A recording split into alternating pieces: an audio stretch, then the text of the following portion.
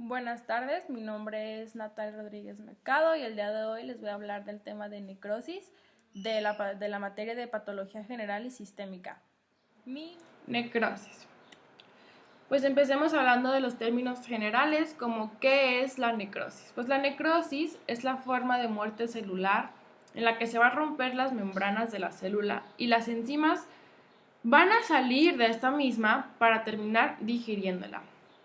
Las enzimas que van a participar en esta destrucción son los lisosomas, que van a ser propias de la célula, y las de los leucocitos, que van a intervenir en esta reacción inflamatoria.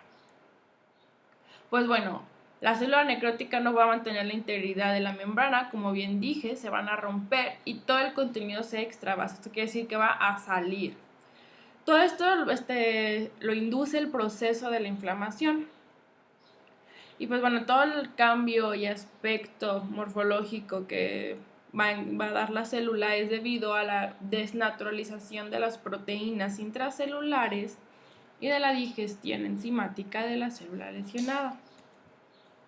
Bueno, aquí tenemos una imagen donde están unas etapas. En la primera estamos viendo los túbulos renales en un estado normal. En la de en medio, en la B, se puede observar que ya hay una lesión reversible. Esto, como sabemos, se puede ver un aumento de la eosinofilia en el citoplasma y en la foto C ya es una lesión irreversible. ¿Esto cómo?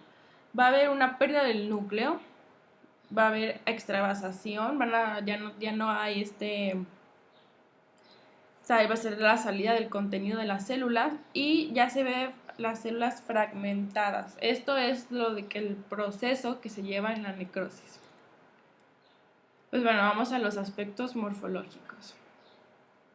En los cambios del citoplasma va a haber un aumento en las tensiones de hematoxilina y eosina. Esto va a ser debido a que se va a ver una pérdida del ARN citoplasmáticos y las proteínas son desnaturalizadas. En la morfología, la célula va a presentar un aspecto más homogéneo, más vítreo, porque va a perder las partículas de glucógeno, que es lo que le da este aspecto.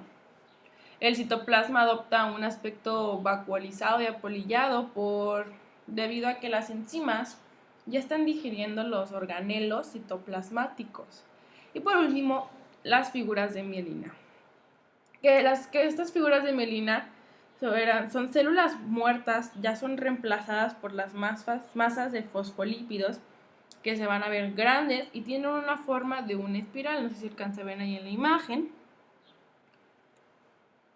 Y bueno, ya en términos más generales, ¿qué es lo que se va a observar en el microscopio electrónico? Bueno, pues la célula necrótica se va a observar con discontinuidades de la membrana plasmática, de los organelos, va a haber alguna dilatación pronunciada de las mitocondrias amorfas.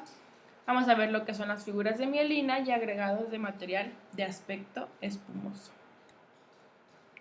Ahora vamos con los cambios nucleares. Los cambios nucleares son derivados de la fragmentación inespecífica del ADN. Estos son tres: cariólisis, pignosis y cariorexis. Pues la cariólisis, esto es la basofilia de la cromatina, puede dispersarse. Esto es según la alteración de la pérdida del ADN por la degradación enzimática a cargo de la endonucleasa. La pignosis es la retracción nuclear y aumento de la basofilia. En pues la cromatina se va a condensar y se va a formar una masa basófila sólida y retraída.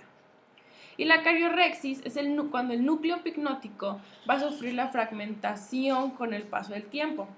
En 1 o 2 días vamos a ver cómo el núcleo desaparece por completo.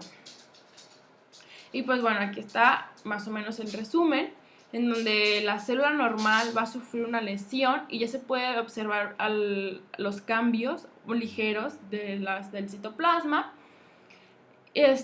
Pero puede llegar que la célula se recupere y vuelva a su estado normal. O puede también que entre el proceso de la necrosis, de la muerte, con una lesión irreversible.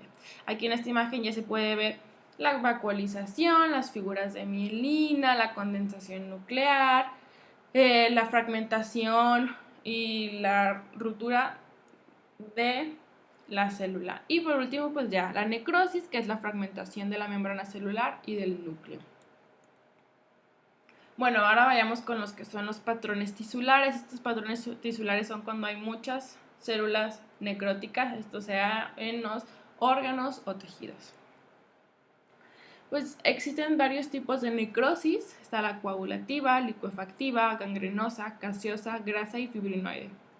Estas tipos de necrosis, todos tienen un aspecto macroscópico muy característico, excepto la fibrinoide. Este tipo de necrosis solamente se puede detectar en un corte histológico. Pues bueno, ahora empecemos con la necrosis coagulativa. Este es un tipo de necrosis en donde el tejido va a quedarse preservado al menos unos días y esto le va a dar una textura firme al tejido. Va a existir lo que es el bloqueo de la proteólisis de células muertas por la desnaturalización de proteínas y de las enzimas, que gracias a ello va a haber las células eosinófilas anucleadas van a persistir. Al final, las células estas van a ser eliminadas por fagocitos, leucocitos infiltrantes y enzimas lisosómicas. Este tipo de necrosis es muy característica del infarto. Este infarto se ve en todos los órganos excepto en el encéfalo. Bueno, ahora con la necrosis licuefactiva. Este es un tipo de necrosis donde existe digestión de células muertas que van a transformar el tejido en una masa viscosa líquida.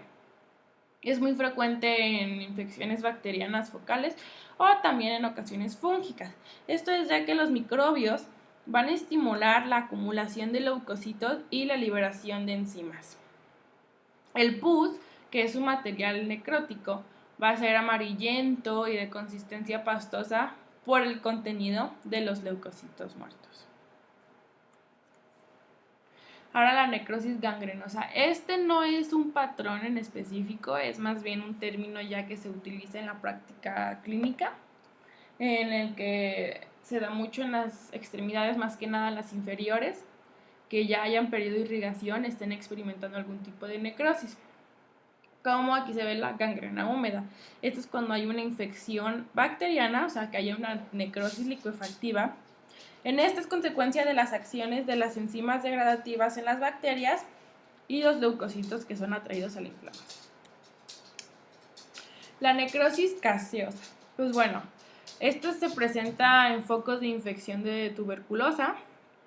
El término gaseosa se relaciona al aspecto blanquecino y desmenuzable en el área necrótica. Aquí está lo que existe, el término granuloma, que es cuando vamos a lo microscópico, se observan acumulaciones de células fragmentadas y de residuos granulares amorfos que están englobados en un borde inflamatorio. Esto es muy característico de un foco inflamatorio. La necrosis grasa. Pues bueno, esta hace referencia a la destrucción de grasa en áreas focales. Puede ser de traumática o enzimática. La traumática es cuando se sobrepasa la capacidad de adaptación celular por efecto mecánico, o la enzimática es cuando la producen la lipasa y proteasa que están liberadas en el intersticio y van a estar activadas en los lugares no aptos, como es el caso en pancreatitis aguda, que esto es muy frecuente por la liberación misma de la lipasa ya activada en las sustancias del páncreas y en la cavidad peritoneal. Aquí se va a encontrar el término, lo que es la saponificación de la grasa. ¿Esto qué es? Es cuando la lipasa rompe los ésteres de triglicéridos de las células grasas. Estos ácidos grasos se van a combinar con calcio, van a estar formando unas áreas blanquecinas como de una consistencia a la tiza. Y la necrosis fibrinoide. Esto tipo de necrosis es más bien en reacciones inmunitarias de los depósitos antígeno-anticuerpo en los vasos sanguíneos. Entonces, va a afectar a los vasos sanguíneos. Estos depósitos, o sea, el antígeno anticuerpo junto con la fibrina que existe en los vasos van a formar y generar este aspecto rosado claro y amorfo en las tinciones, como se puede ver ahí en la foto, y a esto se le conoce como fibrinoide, de ahí el nombre. Y pues bueno, por último es muy importante que estas células necróticas y los tejidos celulares sean absorbidos y sean destruidos con mucha rapidez, o de lo contrario se va a generar un ambiente muy favorable ahí para que se depositen sales de calcio o cualquier otro mineral, y van a facilitar la calcificación, que no queremos esto porque pues va a llegar a lo que se llama el fenómeno de calcificación distrófica, que pues bueno, esto es otro tema. Muchas gracias por su atención, espero les haya gustado. Les voy a dejar aquí anotadas las bibliografías y muchas gracias.